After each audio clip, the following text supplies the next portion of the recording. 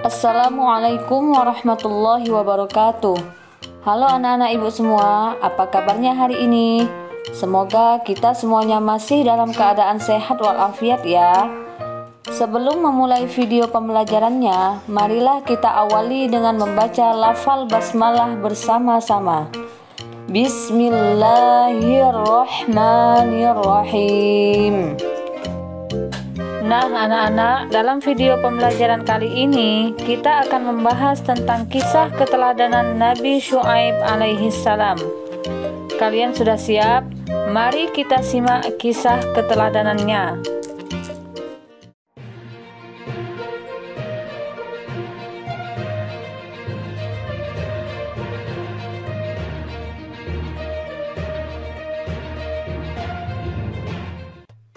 Nabi Syuaib alaihi salam berasal dari suku Madian, yaitu orang-orang Arab yang tinggal di sebuah daerah bernama Ma'an di pinggiran negeri Syam.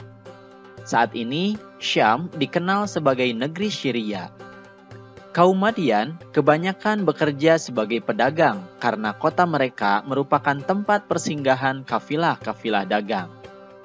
Kisah Nabi Syuaib ini disebutkan beberapa kali dalam Al-Quran. Di antaranya adalah surat Hud ayat 84-95 dan surat Asy-Syu'ara ayat 176-191. Diceritakan bahwa kaum Madian ini tidak beriman kepada Allah Subhanahu wa taala. Dalam Al-Qur'an, mereka dijuluki dengan Ashabul Aikah yang berarti para penyembah pohon. Selain itu, mereka juga telah mendustakan para rasul dengan menyembah berhala. Selain perbuatan syirik, ada kebiasaan buruk yang suka dilakukan kaum Madian, yaitu suka berbuat curang.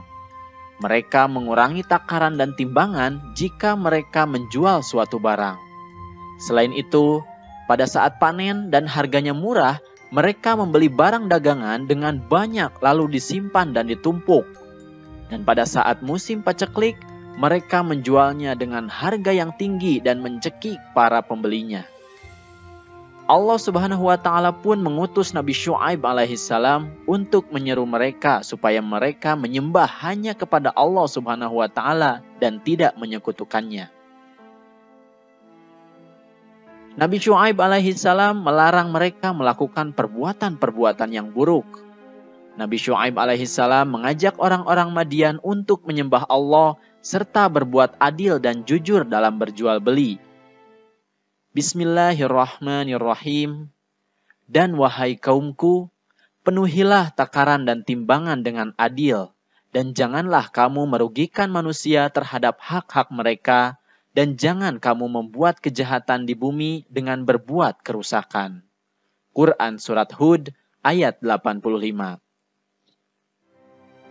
Nabi Syuaib alaihi salam mengingatkan kaumnya pada kenikmatan yang mereka dapatkan agar mereka bersyukur, serta mereka juga harus bertobat atas apa yang mereka kerjakan, yaitu perbuatan syirik.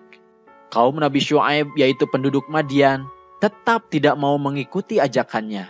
Bahkan mereka mengejek dan mengancamnya bahwa jika bukan karena keluarga Nabi Syuaib, tentu mereka telah menganiaya Nabi Syuaib. Nabi Syuaib pun berkata, Bismillahirrahmanirrahim. Dan wahai kaumku, berbuatlah menurut kemampuanmu, sesungguhnya aku pun berbuat pula. Kelak, kamu akan mengetahui siapa yang akan ditimpa azab yang menghinakan dan siapa yang berdusta. Dan tunggulah, sesungguhnya aku bersamamu adalah orang yang menunggu. Quran Surat Hud ayat 93. Kaum Madian benar-benar ingkar. Mereka menolak ajakan Nabi Syuaib alaihi salam, sedangkan Nabi Syuaib alaihi salam telah bersabar. Bahkan mereka pun menantang Nabi Syuaib untuk mengazab mereka. Nabi Syuaib alaihi salam pun merasa khawatir terhadap kaumnya akan azab yang menimpa mereka. Akan tetapi, atas petunjuk Allah Subhanahu wa taala, Nabi Syuaib alaihi salam pun pergi meninggalkan penduduk Madian bersama pengikutnya yang beriman. Setelah beberapa hari Nabi Syuaib pergi, Allah Subhanahu wa taala pun membinasakan kaum Madian. Mereka disambar oleh petir yang sangat keras, disertai dengan gempa yang sangat dahsyat sehingga mereka pun mati bergelimpangan.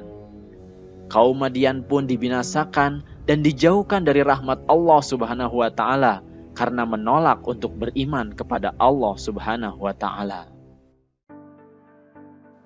Nah adik-adik, itulah tadi kisah keteladanan dari Nabi Syuaib alaihissalam. Ada beberapa keteladanan yang bisa kita ambil dari kisah tersebut.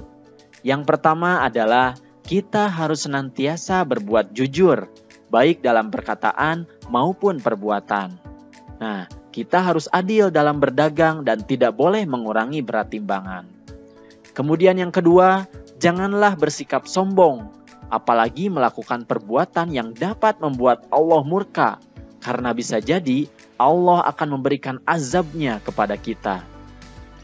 Kemudian yang ketiga, kita harus taat kepada Allah. Karena dengan taat dan bertakwa kepadanya, insya Allah kita akan dijauhkan dari segala mara bahaya. Nah anak-anak, itulah tadi kisah keteladanan Nabi Syuaib alaihissalam. Semoga kalian bisa memahami dan juga bisa menceritakan kembali, serta kalian juga bisa menunjukkan sifat terpujinya dalam kehidupan sehari-hari, terutama segi kejujurannya. Demikianlah pembelajaran kita hari ini. Bu Irma akhiri. Wassalamualaikum warahmatullahi wabarakatuh.